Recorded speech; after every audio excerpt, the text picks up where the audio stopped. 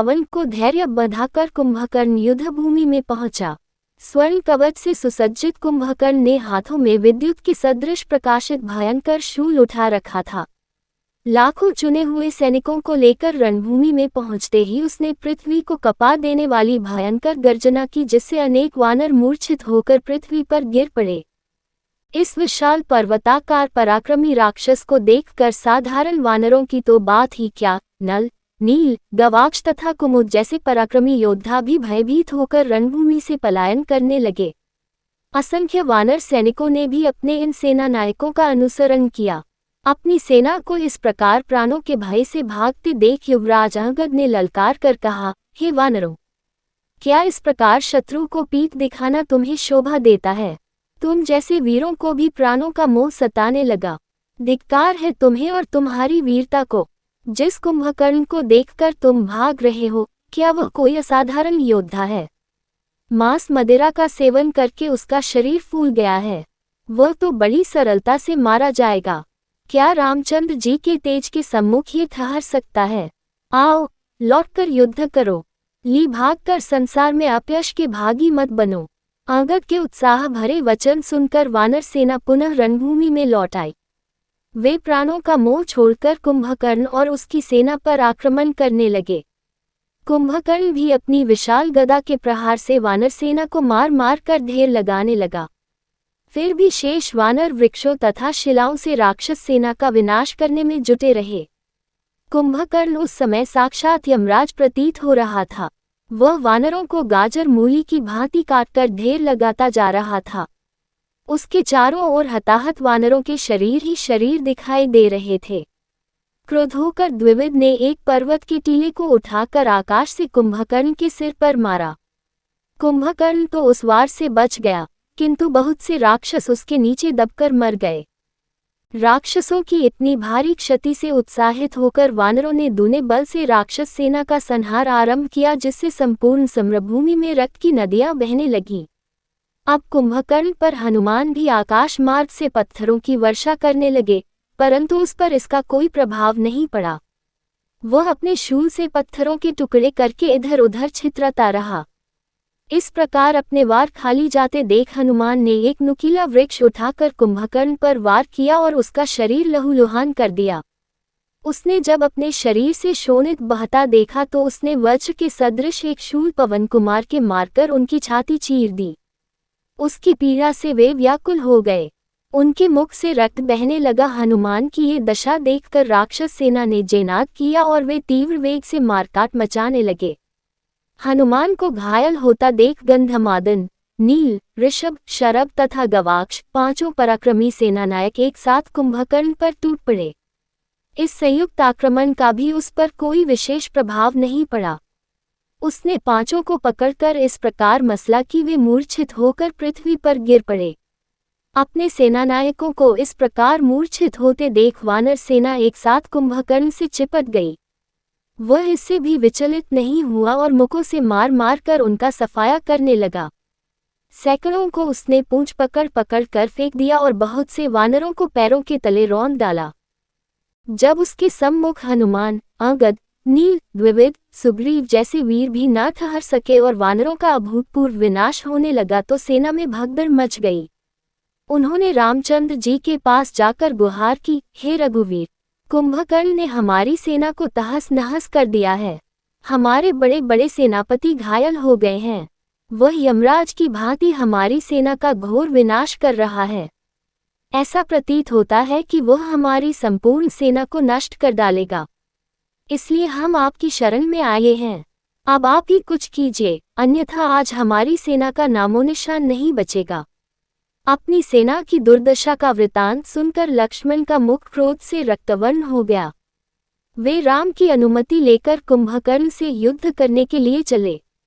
उनके पीछे पीछे वानर सेनापति भी जयघोष करते हुए चले। अपने सम्मुख लक्ष्मण को देखकर कुंभकर्ण ने हर्षनाद करते हुए कहा, लक्ष्मण, मुझसे युद्ध करने का तुम्हारा साहस देखकर मैं प्रसन्न हुआ। तुम अभी बालक हो और मैं तुम्हारा वध नहीं करना चाहता। तुम लौट जाओ और राम को भेजो, मैं उसका ही वध करूंगा।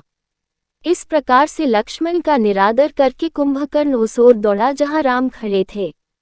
कुंभकर्ण को अपनी ओर आते देख वे उस पर रौद्र अस्त्रों से प्रहार करने लगे। जब इन अस्त्रों का उस पर कोई प्रभाव न पड़ा तो उन्होंने मयूर पंखों से सुसज्जित तीक्ष्ण बाण छोड़कर उसकी छाती फाड़ दी। इसकी पीड़ा से वह व्याकुल हो गया। उसके हाथों से गदा तथा अन्य अस्त्र छूटकर पृथ्वी पर गिर पड़े। जब रामचंद्र जी के आगे उसकी एक न चली तो वह खिसिया कर मुकों, लातों और थप्पड़ों से वानरों को मारने लगा। इस पर श्री राम ने उसे फिर ललकारा और तीक्ष्ण बाणों से उसके शरीर को छलनी कर दिया। तब कुपित होकर कुंभकर्ण ने पृथ्वी से एक भारी शिला उठाकर रामचंद्र जी पर फेंकी, जिसे उन्होंने 7 बाण मारकर चूर चूर कर दिया। फिर तीक्ष्ण नोक वाले 3 बाण छोड़कर उसका कवच तोड़ डाला। कवच के टूटते ही वानरों ने फिर उस पर धावा बोल दिया। उनसे घायल होकर वह क्रोध में इतना पागल हो गया कि उसे अपने और पराये का भी ज्ञान न रहा। उसने वानरों और राक्षसों सभी को मारना आरंभ कर दिया। कुंभकर्ण की ये दशा देखकर राम ने उसे फिर ललकार कर कहा, अरे राक्षस, उन सैनिकों से क्या उलझ रहा है? इधर आकर मुझसे युद्ध कर। राम की ललकार सुनते ही कुंभकर्ण सामने आकर बोला, हे राम, बहुत समय से मैं तुम्हारा वध करना चाहता था। आज सौभाग्य से तुम मेरे सम्मुख आए हो। मैं खर, दूषण, विराध का कबंध नहीं हूँ, मैं कुंभकर्ण हूँ। मुझे अपने बल का परिचय दो। कुंभकर्ण की ललकार सुनकर रामचंद्र जी ने अनेक अग्निबाण एक साथ छोड़े, परंतु उन्हें कुंभकर्ण ने मार्ग में ही नष्ट कर दिया। इस पर उन्होंने वायव्य बाण छोड़कर उसकी एक भुजा काट डाली। भुजा कटने पर क्रोध और पीड़ा से गरजता हुआ भी वह वानरों का संहार करने लगा। इस भीषण मारकाट से भयभीत होकर वानर त्राहिमाम त्राहिमाम कहते हुए रामचंद्र जी के पीछे जाकर खड़े हो गए। तब रामचंद्र जी ने ऐंध नामक बाण से उसकी दूसरी भुजा भी काट डाली। फिर उन्होंने अर्धचंद्राकार बाणों से उसके दोनों पैर काट डाले। इससे वह भयंकर शब्द करता हुआ पृथ्वी पर गिर पड़ा। तब उन्होंने इंद्र द्वारा दिया हुआ सूर्य की किरण की भांति जाज्वल्यमान ब्रह्मदन नामक बाण छोड़ा, जो कुंडलों से युक्त कुंभकर्ण के मस्तक को काटकर आकाश में उड़ा और फिर उसे पृथ्वी पर गिरा दिया। कुंभकर्ण के मरते ही वानर सेना में हर्ष की लहर दौड़ गई। उनके जयनाद ने संपूर्ण लंकापुरी को थर्रा दिया। कुंभकर्ण के मरने के पश्चात राक्षसों ने रावण को जाकर दुखद संवाद सुनाया। कुंभकर्ण की मृत्यु का समाचार सुनकर रावण मूर्छित हो पृथ्वी पर गिर पड़ा। नरांतक, देवांतक, त्रिशिरा आदि राक्षस भी अपने चाचा की मृत्यु का समाचार सुनकर रोने लगे। जब रावण की मूर्छा भंग हुई तो वह विलाप करके रोने लगा, हाय, आज मैं भाई को खोकर बिल्कुल असहाय हो गया। जिस कुंभकर्ण के नाम से देव दानव तक थर्राते थे, वह भी राज मनुष्य और वानरों के हाथों मारा गया। तुम्हारे बिना आज ये राज्य मेरे किस काम का? तुमने ठीक ही कहा था कि मैंने विभीषण की बात न मानकर भूल की थी। हाँ कुंभकर्ण, तुम मुझे अकेला क्यों छोड़ गए? बिना भाई के ये जीवन भी कोई जीवन है। मैं तुम्हारे बिना अब किसके भरोसे जीऊंगा? इस प्रकार विलाप करते हुए वह फिर मूर्छित हो गया। जब रावण को फिर सुधि आई तो त्रिशिरा ने उसे धैर्य बंधाते हुए कहा, पिताजी, चाचाजी के मरने का आप इतना शोक क्यों करते हैं? उन्होंने तो शत्रु के छक्के छुड़ाने के पश्चात ही वीर गति प्राप्त की है। अभी आपको निराश होने की क्या आवश्यकता है? आपके पास तो ब्रह्मा की दी हुई शक्ति है। उसी से आप सेना सहित राम का नाश कीजिए। हम सब भी आपके साथ चलेंगे। आप अभी शोकाकुल हैं, विश्राम कीजिए। हमें रणभूमि में जाने की अनुमति दीजिए।